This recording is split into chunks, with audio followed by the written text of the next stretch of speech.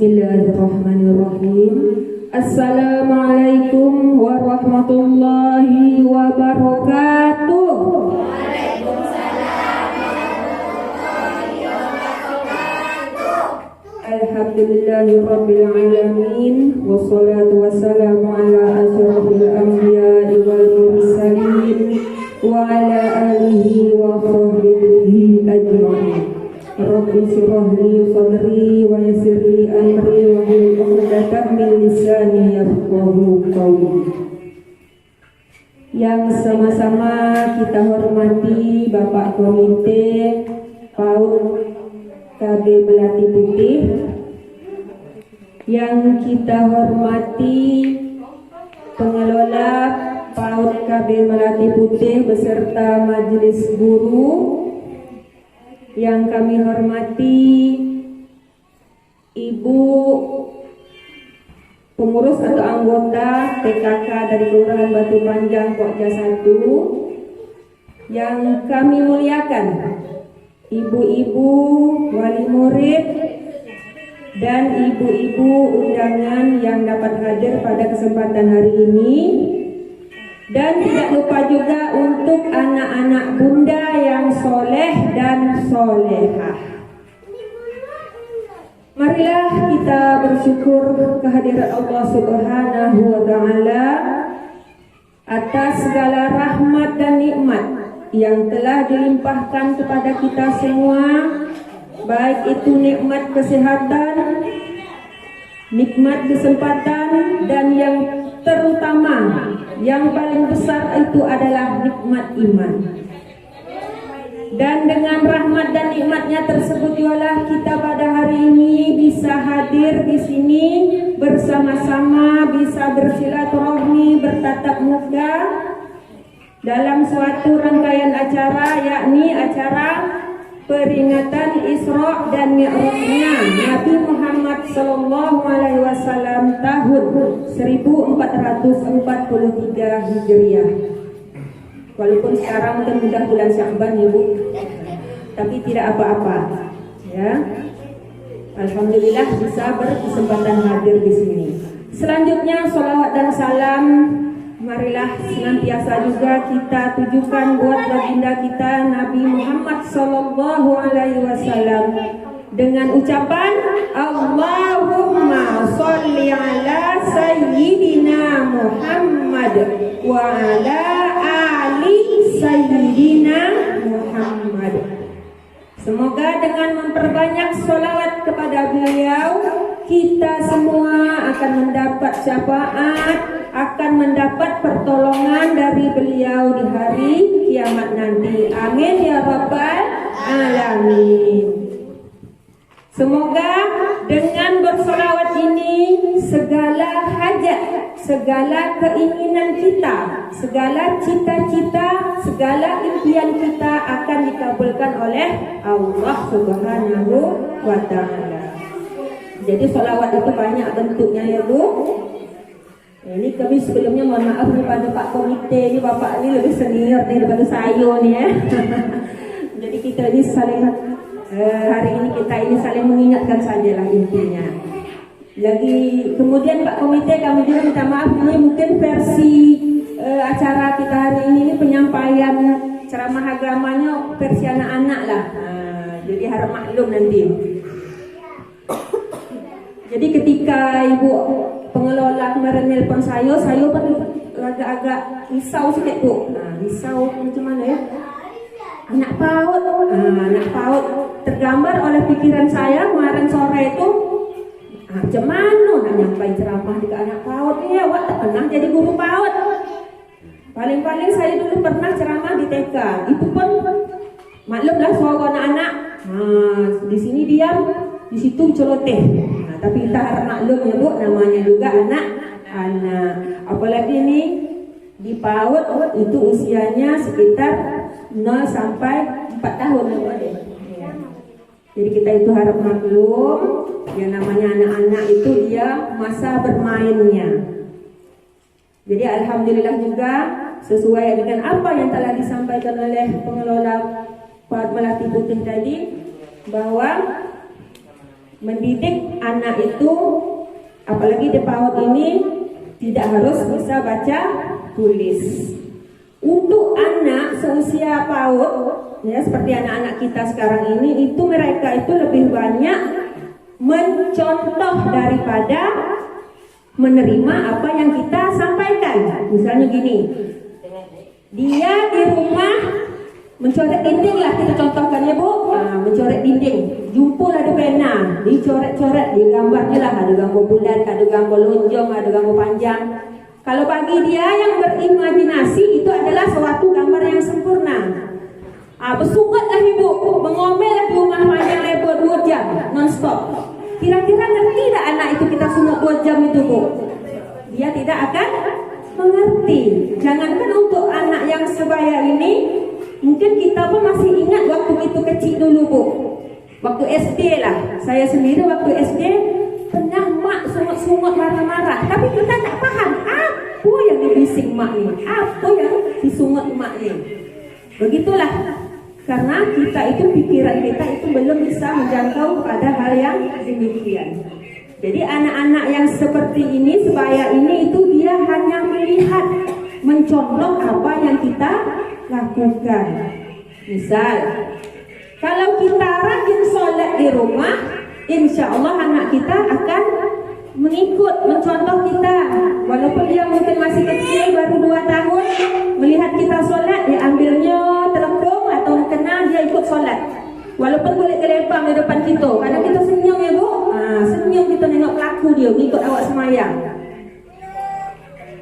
Begitu juga sebaliknya. Kalau kita mencontohkan sesuatu yang tidak baik, dia akan merekam di dalam memori ingatannya.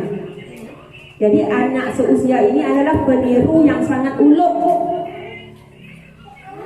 Kalau kita berkata kasar, itu akan direkam oleh otaknya dan akan dikeluarkannya beberapa tahun kemudian. Jadi masa-masa saya ini, sebaya PAUD ini, itu adalah masa emas bagi kita untuk menanamkan keimanan, untuk menanam ketauhidan di dalam hati mereka. Jadi semoga dengan adanya acara Isra Mi'raj yang diadakan oleh bunda-bunda di PAUD Melati Putih ini akan membawa manfaat, akan berdampak positif kepada kita semua, terutama anak-anak didik kita. Bapak-bapak, ibu-ibu yang saya hormati, jadi hari ini kita memperingati Isra Mi'raj yang tiap tahunnya kita adakan. Marilah kita gunakan kesempatan ini untuk lebih meningkatkan keimanan kita, bukan hanya sebagai acara seremonial belaka, tapi mari kita ambil hikmah dari kejadian Isra Mi'raj, suatu peristiwa yang terjadi beberapa abad silam, suatu peristiwa ajaib, suatu peristiwa yang luar biasa, yang menjadi pemilah antara orang-orang yang beriman dengan orang-orang yang tidak beriman di kala itu. Anak-anak bunda, apa kabar sekarang? Baik, alhamdulillah. Nah ini pun nak tanya lah sikit bahasa Melayu, ngerti anaknya kak? Bahasa Melayu tak ngerti. Anak-anak bunda yang cantik dan comel, hari ini kita ngapa kapal kat sini ada kuih-kuihnya, ada pisang. Kita memperingati apa sayang? Isra Mi'raj. Ya, coba tengok ibu sini dulu. Ibu nak tanya dulu.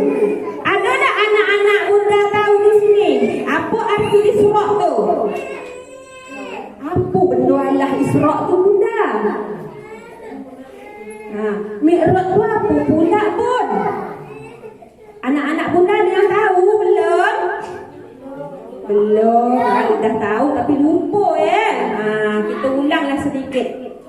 Jadi Isra dan Mi'raj itu berasal dari bahasa Arab. Iya, bahasa Arab. Bahasa di dunia ini kan banyak. Ada bahasa Arab, ada bahasa Indonesia, ada bahasa Jawa, bahasa Melayu, bahasa Mandailing, bahasa Bugis dan lain sebagainya. Ya, mungkin kita ini semua di sini bermacam-macam suku dan bahasa yang kumpul di sini kan. Ada orang Melayu macam ibu ada orang Turki macam orang Turki. Ya, tidak ada orang Turki ya. Bahasa Turki bisa? Yes ya. Ya, jadi mungkin anak-anak ibu ada yang pandai bahasa Jawa. Nah, ada juga anak-anak ibu yang pandai bahasa Inggris ya. Semuanya itu siapa yang menganugerahkan bahasa seperti itu? Dialah Allah. Untuk apa Allah itu menjadikan kita ini bersuku-suku dan berbangsa-bangsa? Untuk saling kenal mengenal. Jadi anak-anak bunda jangan pula satu anak Melayu, satu orang Jawa, satu orang Cina saling mengejek, saling menghina, itu tidak boleh. Karena kita ini diciptakan Allah bersuku-suku dan berbangsa-bangsa dengan tujuan lita'arofu, untuk saling mengenal. Ya. Nah, jadi kembali kita kepada Isra dan Mi'raj ini tadi. Isra itu untuk anak-anak bunda ya, artinya berjalan malam. Apa artinya sayang? Berjalan. Jadi kalau ada emak-emak atau bapak kita yang berjalan malam, Isra enggak ada? Bukan ya. Itu menurut bahasa Arab artinya berjalan pada suatu malam. Sedangkan menurut istilah, Isra itu adalah perjalanan Nabi Muhammad dari Masjidil Haram di kota Mekah sampai ke Masjidil Aqsa di Palestina atau Yerusalem. Ya, seperti yang ayat yang umum kita dengar ya. Bismillahirrahmanirrahim. Subhanallazi asra bi'abdihi laila. Maha suci Allah yang telah memperjalankan hambanya. Siapa hambanya itu? Nabi Muhammad. Pada suatu malam. Laila, malam ya. Minal Masjidil Haram ilal Masjidil Aqsa allazi barakna haudahu linuriyahu min ayatina. Itu arti Isra. Ayo anak-anak bunda, ada yang ingat tak Isra itu apa artinya tadi? Perjalanan Nabi Muhammad dari Masjidil Haram ke Masjidil Aqsa. Kapan? Siang atau malam sayang? Malam. Sedangkan arti Mi'raj itu adalah perjalanan Nabi Muhammad ke Sidratul Muntaha. Coba sebut. Sidratul Muntaha. Ayo anak ibu yang ganteng. Sidratul Muntaha. Nah, ini ajak nyebutnya ya. Sidratul Muntaha ini adalah suatu tempat yang paling tertinggi ketika Rasulullah bertemu dengan Allah Ta'ala, menembus pada langit yang ketujuh. Ayo, ada yang bisa jawab tak ya? Bunda mau kasih kue lah, mana yang bisa jawab nih? Sini sayang, ada yang berani tak ke depan menjawab? Cepat, apa yang bunda kita buka kuenya?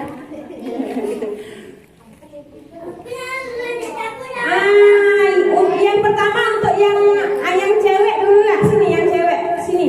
Siapa yang menciptakan langit dan bumi? Ayo ke sini sayang. Siapa mau berani? Nah, yang penting berani. Sini. Dapat kue nanti, ini bunda kasih kuenya, tinggal pilih. Siapa yang berani? Ayo siapa yang berani yang cantik-cantik? Sini. Sini. Ini sini. Sini sayang, sini. Oh, sini bisa juga. Oh, jauh betul jalannya ya. Siapa nama cantik ni? Siapa nama? Aura. Oh, Aura, pintar. Siapa yang menciptakan langit dan bumi? Allah. Pintar kan? kasih tepuk tangan saya. Oh, pintarnya. Silakan dipilih kuenya mau yang mana. Ambil mau yang mana. Iya, terima kasih Bunda. Nah, pintar ya. Berarti memang masa-masa anak kita seperti ini harus kita tanamkan bahwa Tuhan kita adalah Allah yang menciptakan langit, bumi, dan segala isinya. Sekarang Bunda mau tanya anak-anak yang ganteng lagi sini, yang ganteng. Siapa yang ganteng sini? Siapa nama Nabi kita sini? Ayo. Zikri. Nah, siapa? Bunda enggak apa namanya? Yang ganteng, yang laki-laki. Siapa ya? Oh, yang penting berani dari kecil. Siapa nama saya yang ganteng nih? Zikri.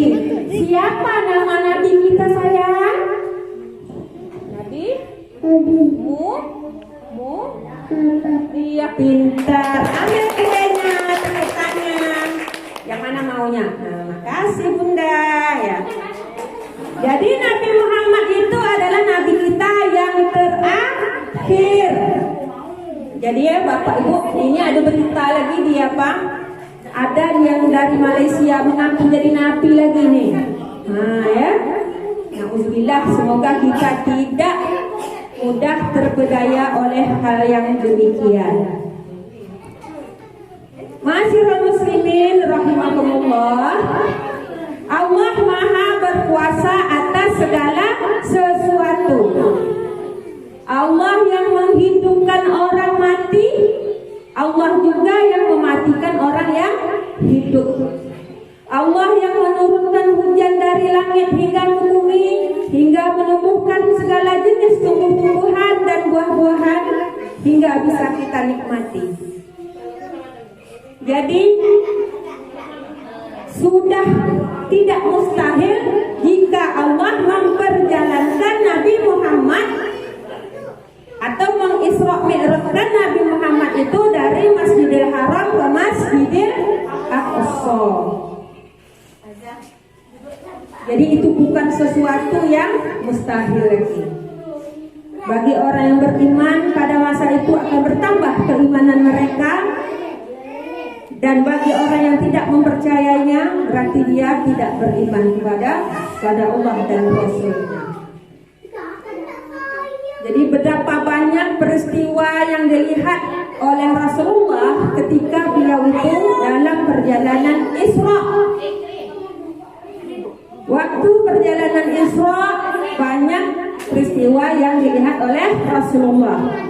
Salah satunya adalah melihat orang yang sedang panen. Ketika dipanen, dituai, tumbuhan tersebut tumbuh kembali, tumbuh lagi, dipanen, dituai, tumbuh terus menerus. Sehingga ketika Rasulullah Isra itu beliau ditemani oleh malaikat Jibril. Siapa nak malaikat ditemani Nabi Muhammad Isra? Malaikat Jibril. Ketika itu malaikat Jibril dia menyerupai seorang laki-laki ya. Beliau waktu itu menaiki burak yang kecepatan terbangnya itu berkecepatan cahaya. Anak ibu pernah nampak roket tak? Dekat langit tuh, dekat awan. Pernah nampak roket pesawat? Pernah. Nah, sekarang burak yang dinaiki oleh Rasulullah ketika itu terbangnya lebih cepat daripada pesawat kita sekarang ini. Berkecepatan kilat ya, seperti kilat, seperti cahaya. Karena burak itu sendiri artinya adalah cahaya. Salah satu hewan surga yang didatangkan oleh Allah untuk membawa Rasulullah Isra Mi'raj. Jadi ketika Rasulullah melihat ada orang yang panen, setelah dipanen tumbuh lagi, beliau bertanya kepada malaikat Jibril. Wahai Jibril, kata beliau ya, apa gambaran dari peristiwa yang aku lihat tadi? Nah, seperti itu dari tuang bahasanya kan. Wahai Rasulullah, yang kamu lihat tadi menggambarkan bahwa nanti umatmu akan melakukan amal kebaikan yang tidak putus-putus, yang dengan istilahnya adalah amal jariyah. Amal jariyah yaitu suatu amal kebaikan yang kita lakukan yang insya Allah pahalanya tidak terputus walaupun kita sudah meninggal dunia. Apa contohnya? Nah, contohnya ini Bu, depan kita semua nih, anak-anak yang soleh dan solehah. Ini termasuk aset kita. Anak-anak yang soleh dan solehah yang senantiasa mendoakan kita orang tuanya, itu adalah termasuk amal jariyah nantinya. Insya Allah akan selalu mendoakan kita baik masih hidup maupun ketika kita telah meninggal dunia. Anak-anak ibu apa tadi doanya kan? Doa kedua orang tua. Yuk kita hafalkan lagi yuk. Allahumma ighfirli wali walidayya warhamhuma kama rabbayani. Ayo anak-anak ibu.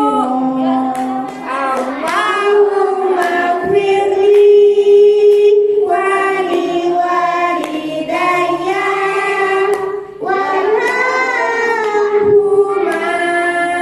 kama rabbayani shaghira.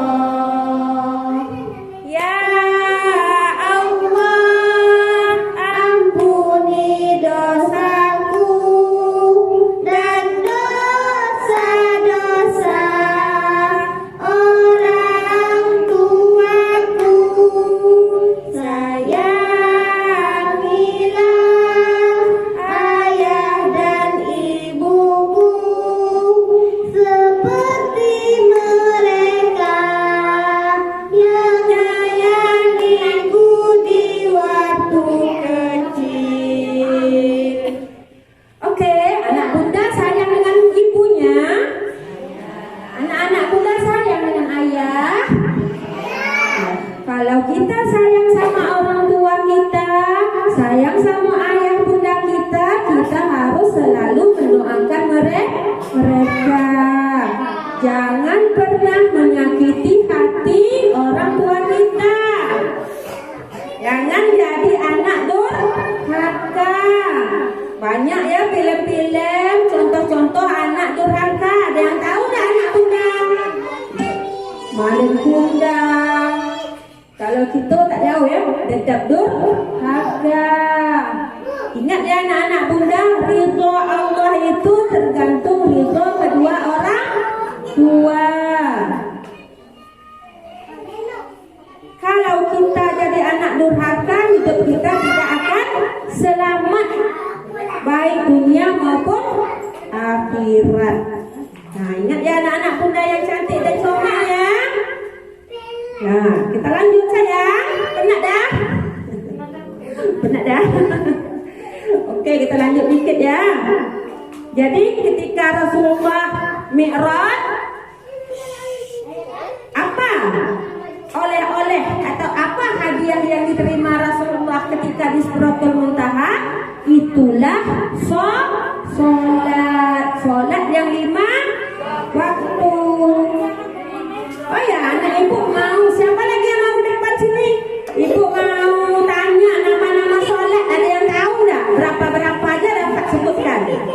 Kita sholat 5 waktu diwajibkan sehari semalam sebanyak 5 waktu. Sini sayang, siapa yang berani ke depan dapat kue lagi? Ada Pak. Nah, sini bu pintarnya. Namanya siapa? Tak apa-apa lah. Coba Zikri sebutkan nama-nama sholat.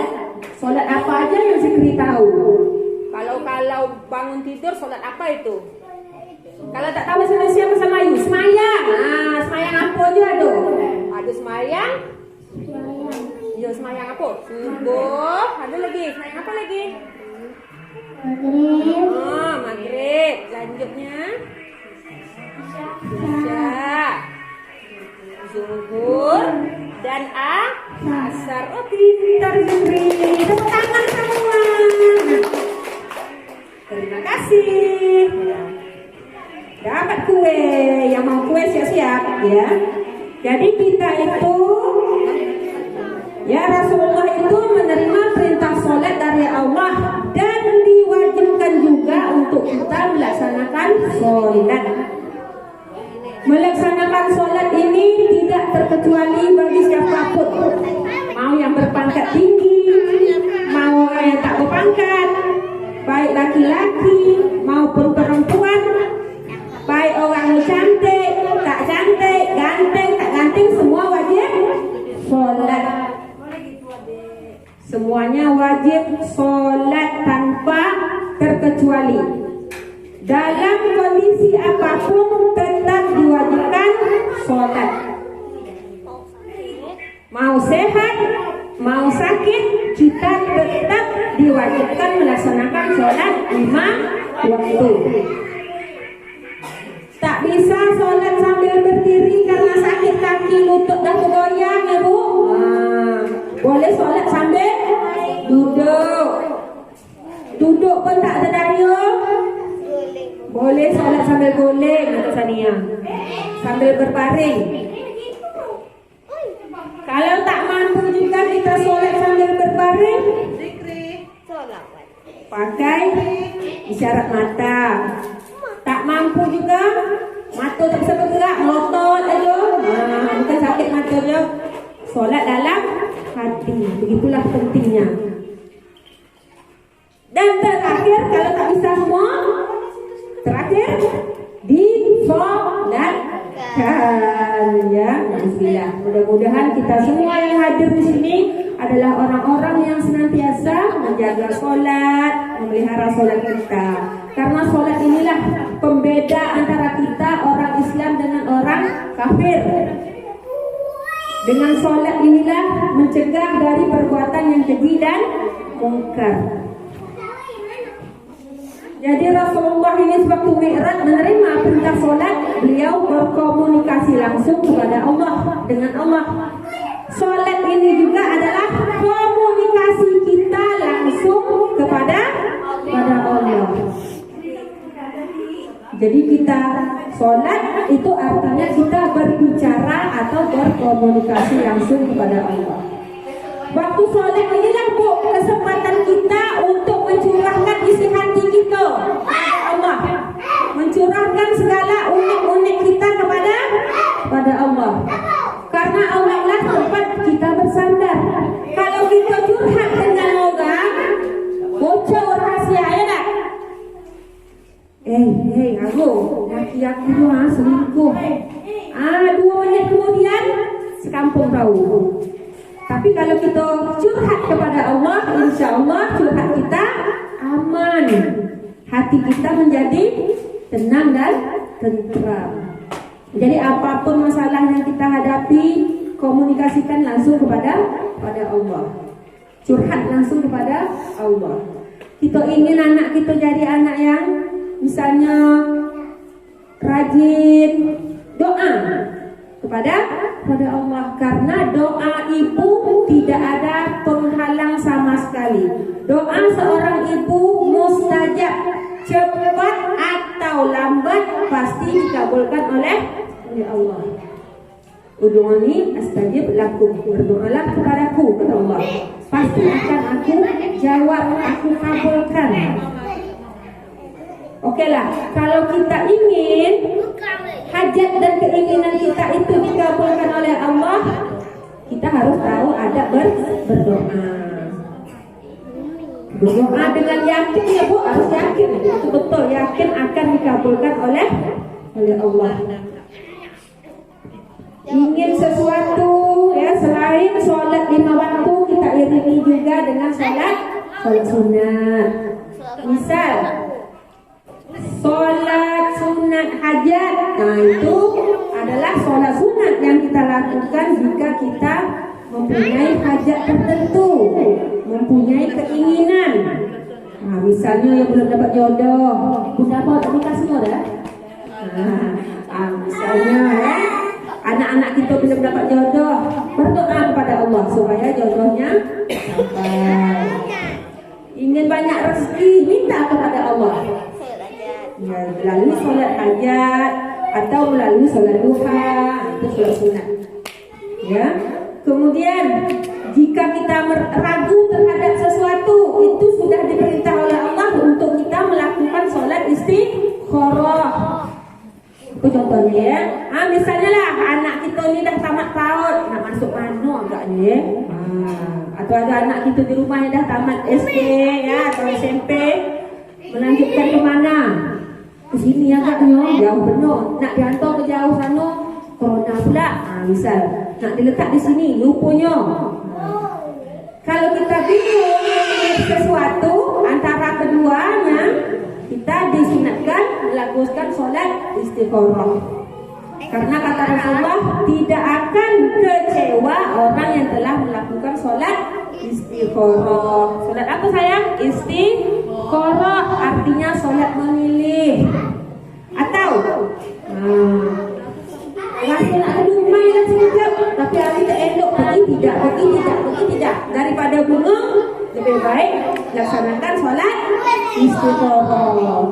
Atau ada yang menaksir anak gadis kita mau datang melamar, terima tidak, orangnya tak ganteng, tapi ada duit.